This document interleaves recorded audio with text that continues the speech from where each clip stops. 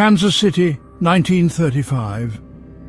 The year is a wound that refuses to close. The Great Depression has bled the color from the world, leaving behind a monochrome landscape of want and desperation. Rain falls in sheets, slicking the asphalt until the streets gleam like polished obsidian under the weak glow of gas lamps. It's a city holding its breath, caught between the faded glamour of the jazz age and the grim reality of breadlines. Above the desolate streets, a neon sign sputters and flickers. The President Hotel. Its light cuts through the gloom, a lonely beacon promising warmth and anonymity for a price. It's a place where secrets can be bought, sold, or buried beneath layers of starched linen and polite smiles. The air inside the President is thick with the scent of damp wool, stale cigar smoke, and a quiet sort of despair. The lobby is a grand, cavernous space, its ornate details lost in the dim lighting. Shadows cling to the corners, deep and hungry. Men in dark suits and fedoras drift through like ghosts, their faces obscured, their purposes unknown.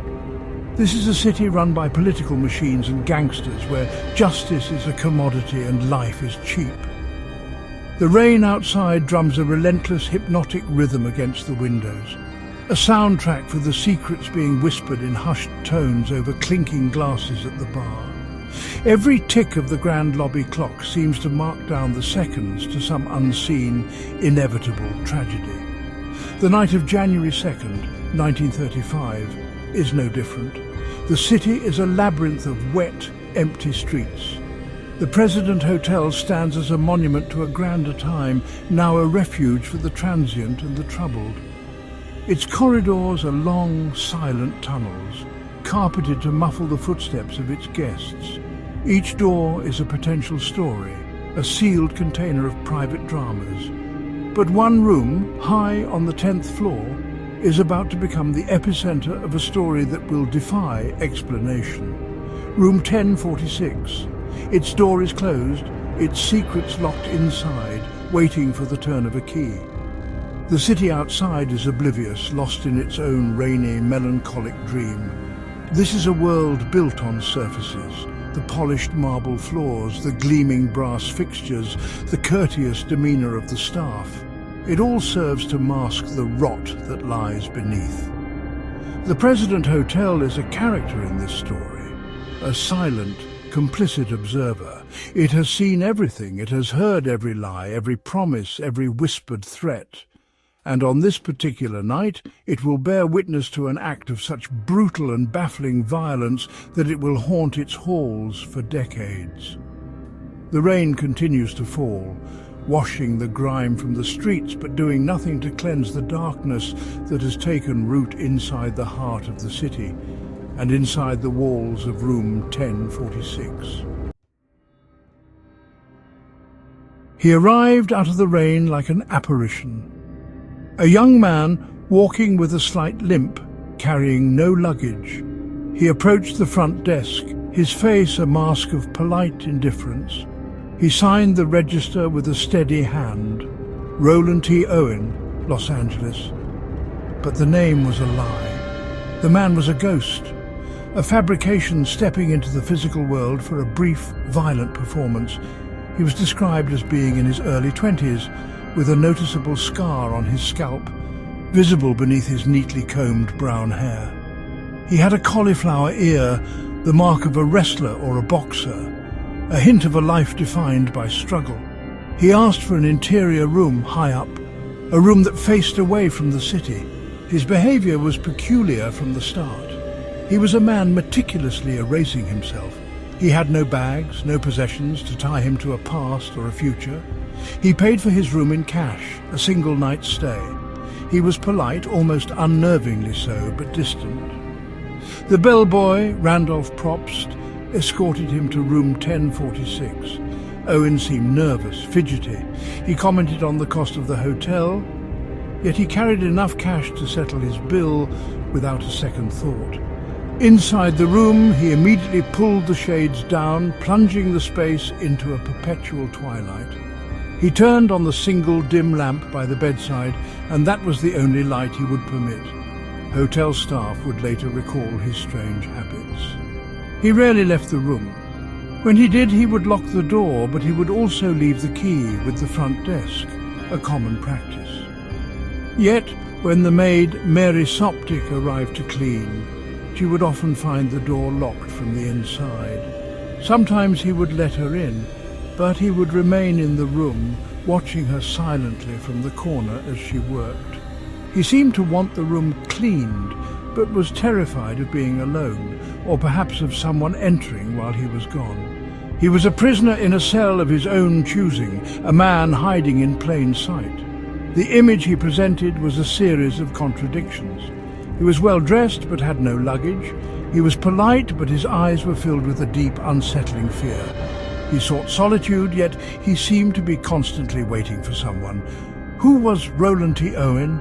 The name was a phantom, a placeholder. The man himself was an enigma, a collection of nervous tics and quiet anxieties. He had checked into the President Hotel not for rest, but for something else entirely. He was waiting for an appointment, and the stage for this meeting was the small, dark, suffocating space of room 1046. The silence of room 1046 was frequently broken by the shrill ring of the telephone. The hotel's switchboard operators became unwitting participants in Owen's unfolding drama. The calls were constant and strange. On the first afternoon, the operator connected a call to the room. She overheard a fragment of conversation. A man's voice, presumably Owen's, said, "No, Don, I don't want to eat. I'm not hungry. I just had breakfast." A little later, he repeated, "No, I am not hungry." There was no one named Don registered at the hotel. The caller was a ghost on the line, a disembodied voice dictating Owen's actions from afar. The maid, Mary Soptic, provided even more disturbing accounts. On her second day of cleaning, she entered the room to find Owen lying on the bed, fully dressed in the dark. The only light came from the faint glow of the bedside lamp. He seemed to be staring at the ceiling, lost in thought. Soptic began to clean and the phone rang. Owen answered. "No, Don," he said, his voice tense. "I will be ready in 15 minutes. We can go then." He hung up, but he made no move to leave. He remained on the bed, a statue carved from pure anxiety, waiting for a meeting that never seemed to happen. The mysterious Don was a constant presence, yet he was never seen. Later that same day, Soptic returned with fresh towels. She knocked, and a voice she didn't recognize, a deep and rough voice, told her to come in. She entered to find Owen was not alone, though she never saw the other person. The door was unlocked, which was unusual. Owen was there, but he seemed different, more agitated. She felt a palpable tension in the air, the kind that precedes a violent storm. She heard the other man say, "We have enough." Enough of what? Money? Time? Patience? The question hung in the stale air of the room unanswered. She was told they didn't need towels, and she left, the door closing softly behind her. The web of strange encounters grew more tangled. A woman, a guest at a party on the 9th floor, reported seeing a commercial woman, a prostitute, going to the 10th floor that evening looking for a man in room 1046. Was she part of the plan, a lure, or just another lost soul caught in the orbit of Owen's crisis? The phone calls, the unseen visitors, the cryptic messages, they all painted a picture of a man trapped. He wasn't just hiding, he was being held. The walls of room 1046 were not the only thing confining him. He was imprisoned by a promise, a debt, or a threat delivered through the telephone wire by a man named Don. Room 1046 was not a large space. It was a standard room in a 1930s hotel designed for transient stays, not for siege. But for Roland T. Owen, it became a cage. The room was dominated by a single bed, a heavy wooden desk, and a single armchair. The wallpaper was dark, patterned, and seemed to absorb the weak light from the lamp, making the room feel even smaller, more confining. The air was heavy, stagnant, thick with the smell of fear and unsmoked cigarettes. With the blinds perpetually drawn, there was no sense of day or night. Time ceased to exist, replaced by an endless, anxious twilight. The only connection to the outside world was the telephone, an instrument that brought only more fear. The environment was one of psychological warfare. Owen had created his own sensory deprivation chamber. The perpetual darkness, the lack of fresh air, the isolation, it was a self-imposed torture. Or was it imposed by someone else? The maid, Mary Soptic, noted the details. A glass on the shelf was shattered, but there was no water on the floor, suggesting it had been broken for some time. There was an unlit cigarette, a hairpin on the floor, a safety pin. These were small, insignificant objects, but in the sterile, controlled environment of the room, they felt like clues. They were pieces of a puzzle that didn't fit, evidence of activity that Owen couldn't or wouldn't explain. Imagine the claustrophobia, the four walls closing in, the silence broken only by the hum of the hotel and the jarring ring of the phone. Every creak in the hallway, every footstep passing the door would have been magnified, distorted by paranoia. Was it him? Was it Don? Was it someone else? The room became a psychological amplifier, turning anxiety into terror. The single armchair in the corner would have felt like an observer's post, a place where someone could sit and watch him, even when he was alone. The room was no longer a neutral space, it was an active participant in his torment, a silent, unblinking witness. The details are what make the scene so chilling. The maid found the Do Not Disturb sign hung on the outside of the door on the morning of January 4th. This was the final seal. It was a clear message to the outside world: stay away. What happened behind that closed door in the hours that followed is the heart of the mystery. The room, which had been a haven, a hiding place, and a prison, was about to become a tomb. The darkness inside was no longer just the absence of light. It was a living, breathing entity, and it was about to consume the man who called himself Roland T. Owen. The night of January 3rd bled into the early morning of January 4th. The hotel was quiet. The rain had stopped. But something was wrong on the 10th floor. The switchboard operator noticed that the phone in room 1046 had been off the hook for hours. A faint buzzing sound was all that came through. She sent the bellboy, the same Randolph Probst who had checked Owen in, to investigate. He knocked on the door. No answer. He knocked again, louder. A low voice from within mumbled something unintelligible. Assuming the guest was drunk or asleep, Probst called through the door, "Put the phone on the hook." He heard the voice again, but couldn't make out the words. He left. An hour later, the phone was still off the hook. Probst was sent back. This time he used a passkey to enter. The lock was jammed. The door was bolted from the inside. He knocked and shouted, but there was only silence. The Do Not Disturb sign still hung on the doorknob, a silent sentinel guarding a terrible secret. Throughout the night, other guests reported hearing noises, a man and a woman arguing loudly, the sounds of a struggle. But in a hotel full of strangers, such sounds were often ignored, dismissed as the private affairs of others. The hotel, in its professional indifference, slept on. The next morning, the phone was still off. A new bellboy, Harold Pike, was sent up. He had a passkey that could open the deadbolt. He knocked. Silence. He announced himself and unlocked the door.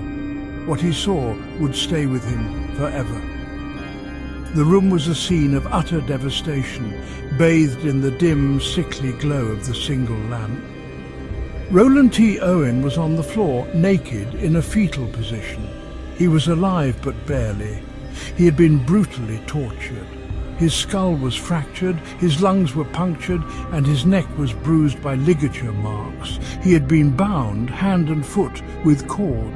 When the police arrived, the scene only grew more bizarre. Owen was conscious, but he refused to name his attacker.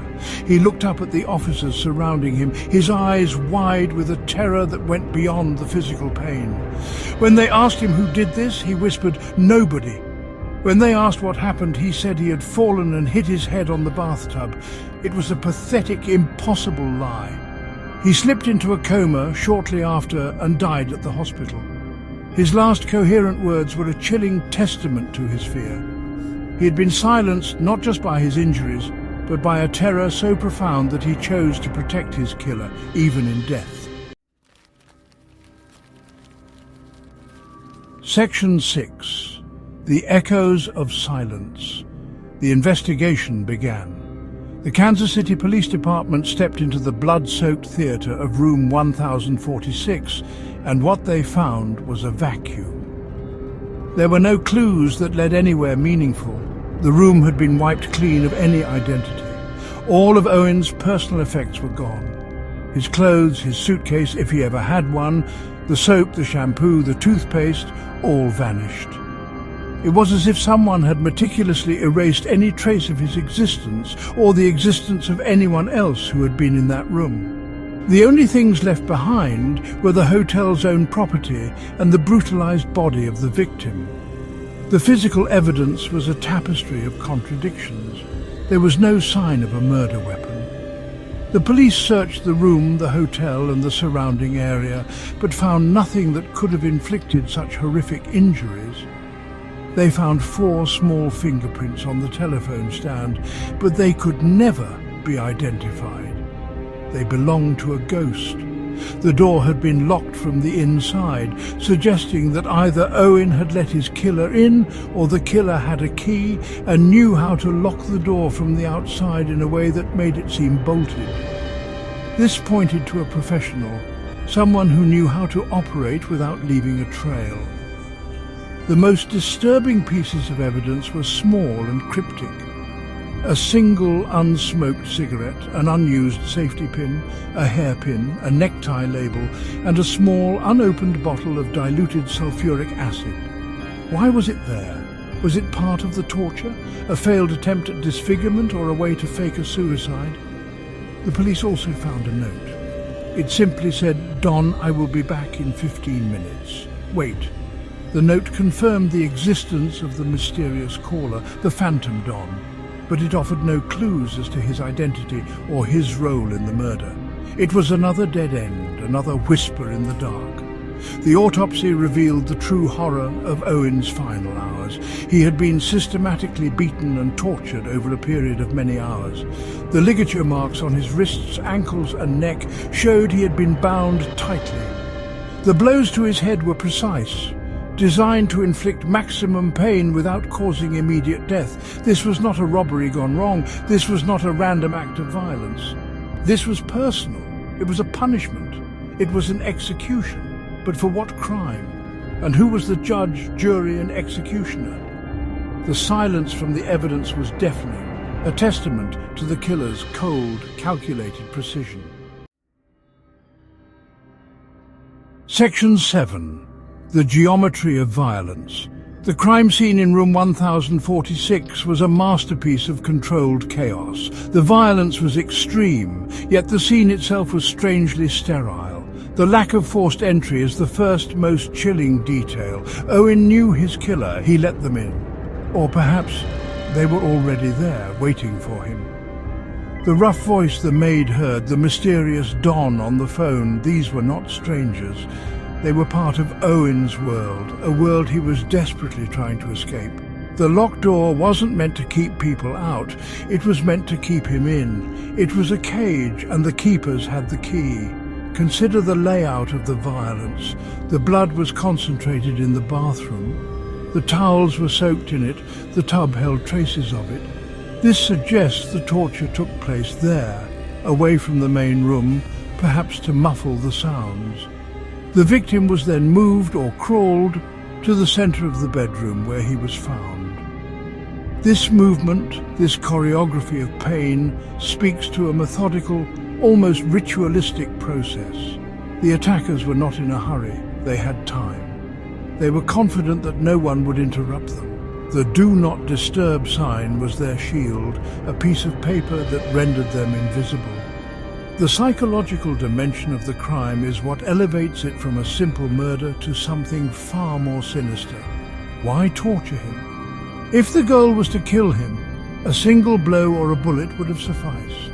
The prolonged agony suggests the goal was something else. They wanted information, or they wanted to make an example of him. The brutality was a message, intended for Owen in his final moments, and perhaps for others who might be watching. The missing personal items support this theory. By erasing his identity, the killers erased his story, leaving only the terror behind. He became a symbol, a warning.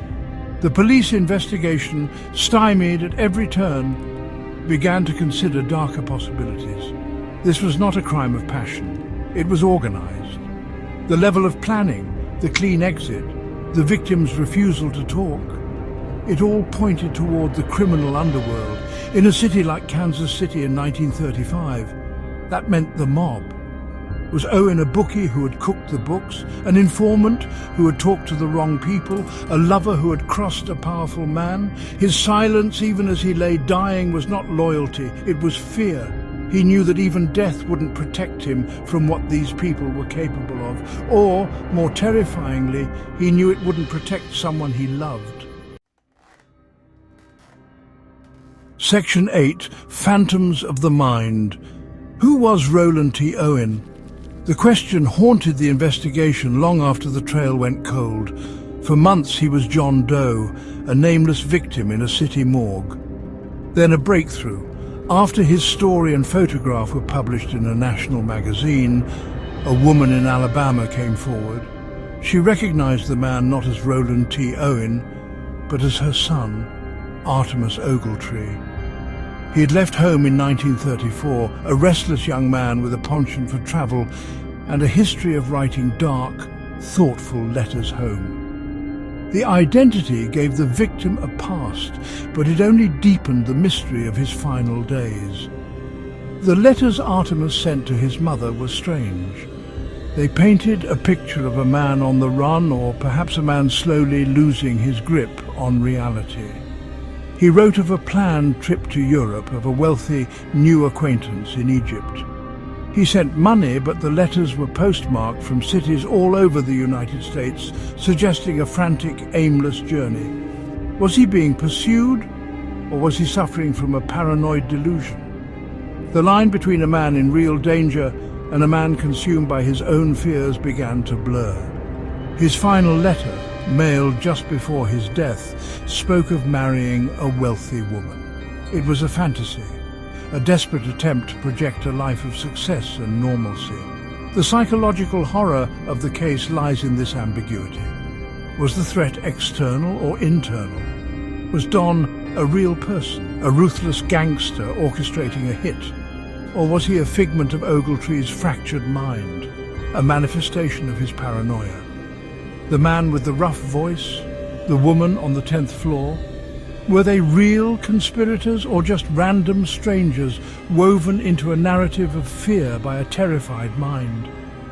The room, with its drawn blinds and perpetual darkness, could have been the perfect incubator for such a breakdown. In the isolation of room 1046, the demons of the mind could easily become as real and as deadly as any flesh and blood killer.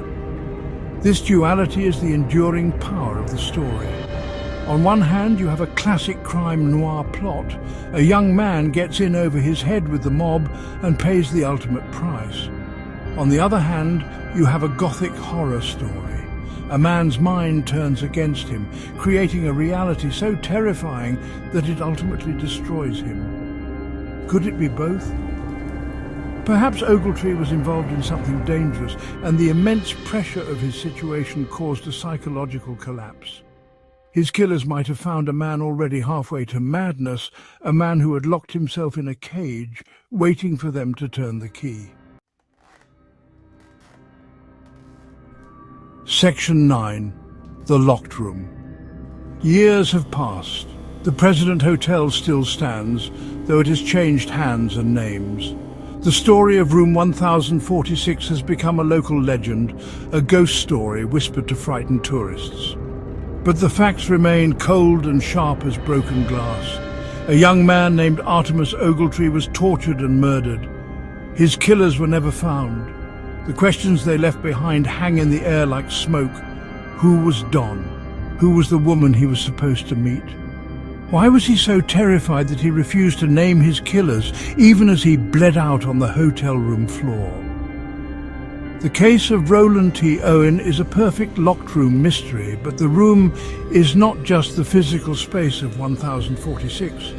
The real locked room was Artemis Ogletree's mind. The secrets he held, the fears that drove him, the reasons for his final fatal appointment, they all died with him. The police investigation eventually closed, the files gathering dust in an archive. The few pieces of evidence, the unidentified fingerprints, the cryptic note, the bottle of acid, became artifacts of a story with no final chapter. They are symbols of a puzzle that can never be solved, because the most important piece is missing.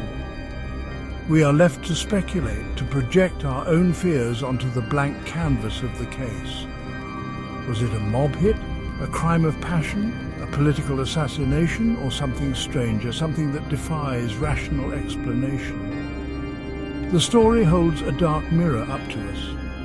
It reminds us of the fragility of identity, the thin veil between order and chaos, and the terrifying possibility that the greatest monsters are not strangers in the dark, but the people we know, the people we let into our rooms. The terror of room 1046 is not that we don't know what happened. It's that we can imagine, all too clearly, what might have. The ultimate horror of the story is its silence. Artemis Ogletree was erased first by his killers and then by time. All that remains is the echo of his fear, a chilling whisper from a dark, lonely room. The neon sign of the President Hotel no longer sputters in the Kansas City rain, but the shadow of room 1046 lingers. It serves as a permanent, unsettling reminder that some doors are never meant to be opened, and some secrets are buried so deep that they can never be unearthed. The mystery endures, not as a puzzle to be solved, but as a monument to an unknown terror.